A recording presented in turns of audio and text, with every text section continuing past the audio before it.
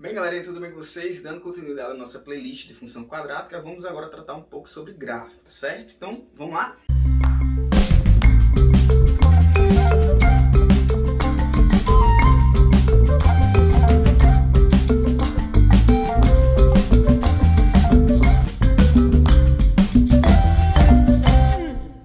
Veja só, o gráfico de uma função quadrática vai ser uma figura como essa, que é o que a gente chama de parábola, tá certo? Então essa parábola ela pode ficar voltada para baixo, que a gente disse que ela está com concavidade, a boca dela está voltada para baixo, ou vai ser uma parábola com concavidade voltada para cima, com a boca voltada para cima. Então, de antemão, a gente não tem como justificar aqui por enquanto, mas o gráfico de uma função quadrática, ele sempre vai ser uma parábola. Essa parábola pode ser para cima ou ela pode ser para baixo.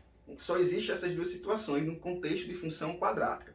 Não vai existir no contexto de função quadrática a parábola ficar de lado ou ela ficar inclinada. Ela sempre vai ser para cima ou ela vai ser para baixo, tá certo? Quando é que essa parábola ela é para baixo? Ela é para baixo quando o a da função ele for um número negativo. Lembre-se que o a é aquele número que multiplica o x ao quadrado. Então, se por acaso você identificar que o a ele é negativo, isso garante que a função ela vai ter, o gráfico da função ele vai ter concavidade voltada para baixo. Se por acaso ele tiver concavidade para cima, é porque o a da função é um número positivo, ou seja, um número maior do que zero. Não existe o contexto de a ser igual a zero. Lembre-se que no vídeo anterior disse que para falar de função quadrática o a tem que ser diferente de zero. Então, quando a é negativo, a concavidade é para baixo. Quando A é positivo, a concavidade ela é para cima, tá bom? Então guarda isso aí na memória que nos próximos vídeos a gente vai utilizar.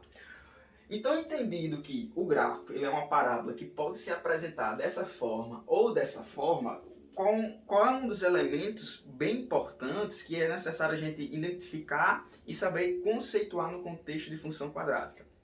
Como é uma parábola, se a parábola tiver desse sentido aqui, ó, perceba que essa parábola vai ter um número aqui, um ponto mais baixo. Tá certo? Então isso aqui seria, um caso, um ponto mais baixo, que a gente chama de ponto mínimo da parábola.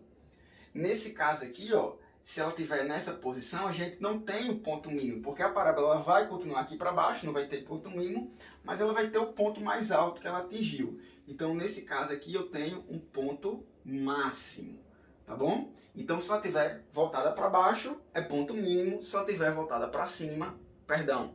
Se ela estiver voltada para cima, é ponto mínimo. Se ela estiver voltada para baixo, é ponto máximo. Não precisa ficar memorizando essas coisas, basta raciocinar um pouquinho, né? Se tiver assim, esse ponto vai ser máximo ou mínimo. Se tiver assim, esse ponto vai ser máximo ou ele vai ser mínimo. Interpretou direitinho, você consegue identificar quando que é ponto máximo e quando que é ponto mínimo. E aí, como isso é um ponto, tá certo? Isso é um ponto do gráfico, esse ponto ele vai ter um x e ele vai ter um y, tá? Esse ponto, tanto de máximo quanto de y, a gente chama ele de vértice da parábola. Então, esse ponto de máximo ou de mínimo, a gente chama ele de vértice da parábola e a gente representa pela letrinha V, tá certo? Então, aqui eu tenho o meu vértice da parábola e aqui eu tenho o meu vértice da parábola. Como é um ponto, a gente tem que identificar quem é o x e quem é o y desse ponto, tá bom? Então, ó, nesse exemplo aqui, ó, eu tenho aqui meu ponto. Como é que eu faço para identificar o x? Se eu estou lá no gráfico e marquei o ponto e eu quero saber quem é o x desse ponto, eu vou pegar esse ponto e carregar até o eixo x. Então, ó, se eu pegar o ponto e carregar até o eixo x, ele vai achar um número aqui que no meu desenho eu não sei. Tá? Mas esse ponto aqui é o que a gente chama de x do vértice.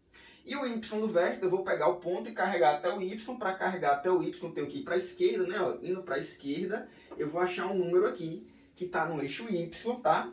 Esse número que está no eixo y eu não consigo identificar nesse desenho, mas esse número eu represento por y do vértice. Aí eu vou sempre representar o x do vértice por xv e o y do vértice por yv. E são dois números que são importantes a gente saber identificar e calcular ele com facilidade, tá certo? Existe uma forma para calcular quanto que vai ser o x do vértice e quanto que vai ser o y do vértice de uma função.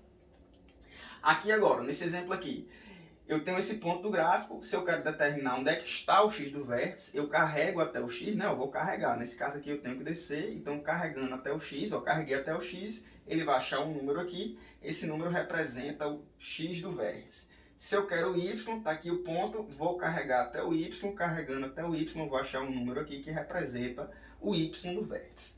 Bem, tanto esse x do vértice como esse y do vértice, eles podem ser calculados por essa forma aqui, ó. O x do vértice, ele se calcula fazendo menos b sobre 2a. Quem é esse b e quem é esse a, a gente já viu no vídeo anterior, tá? Então, se eu tenho lá a minha função quadrática e quero determinar quem é o x do vértice, eu uso essa forma. Se eu quero determinar quem é o y do vértice, eu vou usar essa outra forma aqui, ó, que é menos delta sobre 4a. Tá bom? E quem é esse delta? Delta é aquela forma lá de equação do segundo grau, que você já deve ter visto alguma vez na vida, né? Que vai dizer que delta é b ao quadrado menos 4ac. Tá bom? Quem não lembra da forma de delta, tá aí a forma de delta. Mas eu adianto. Não precisa ser necessariamente assim que você calcula o y. Porque lembre-se, se em uma função eu tenho x, eu consigo determinar o y. Então, no fim das contas, você necessitaria apenas memorizar uma fórmula, que é a do x do vértice. Porque se eu tenho lá a minha função e eu te dou o x, eu não consigo determinar o y. Então, essa é a lógica. Se eu tenho a minha função e quero descobrir o x do vértice, eu vou lá e utilizo a fórmula. Se eu quero determinar o y do vértice, eu posso utilizar a fórmula ou substituir o x pelo x que eu acabei de achar. Então, por exemplo, ó, se eu tenho uma função que ela é assim, ó, que ela é y igual a x ao quadrado menos 5x mais 6. Está aqui a minha função quadrática. Aí eu quero o x do vértice. Se eu quero o x do vértice, eu vou lá e aplico a fórmula. X do vértice vai ser menos o b. Então vai ficar menos o b é menos 5, tá vendo? Então menos 5 sobre 2a. Então quem é o a da função aqui? O a é 1, ó. Então 2 vezes 1. Então o x do vértice aqui vai ficar mais 5 dividido por 2. Mais 5 dividido por 2, isso dá 2,5. Então o x do vértice aqui é 2,5. Aí como é que eu faço para calcular o y do vértice? Ou eu utilizo essas fórmulas em conjunto, faço delta, depois faço delta dividido por 4a, tá certo? Ou eu pego o x que eu achei e substituo na função. Se eu tenho x, ó, se eu determinei o x, eu não consigo determinar o y daquele x, então eu vou pegar o x, substituir na função, e aí isso vai ficar 2,5 ao quadrado, trocando x por 2,5, menos 5 vezes 2,5 e mais 6. E aí, ó, o y do vértice vai ficar o quê?